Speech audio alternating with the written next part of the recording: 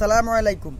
বাংলাদেশে এখন বন্যার যে পরিস্থিতি, এখন প্রত্যেকটি সামর্থ্যবান মানুষের উচিত বন্যার্ত মানুষদেরকে সাহায্য করা।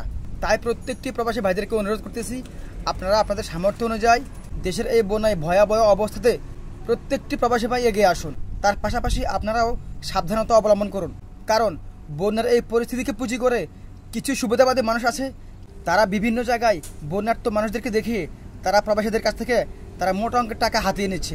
তাই সাবধান, আপনারা কোথায় টাকা পাঠাচ্ছেন সেটা আগে যাচাই করেন, তারপরে পাঠান। আমার দেশেতে আমার ব্যক্তিগত মতে শুধুমাত্র বাংলাদেশে এখন বর্তমানে আসুন্না ফাউন্ডেশন আছে।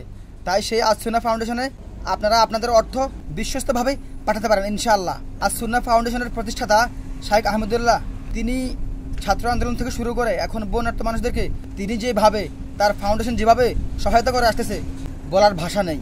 তাই প্রত্যেকটি প্রবাসী ভাইরা যদি কেউ বিদেশ থেকে কোনো প্রকার টাকা ডলার কিছু পাঠাতে চান, তাহলে শুধুমাত্র আসুন্না ফাউন্ডেশনের ব্যক্তিগত অ্যাকাউন্টে পাঠান।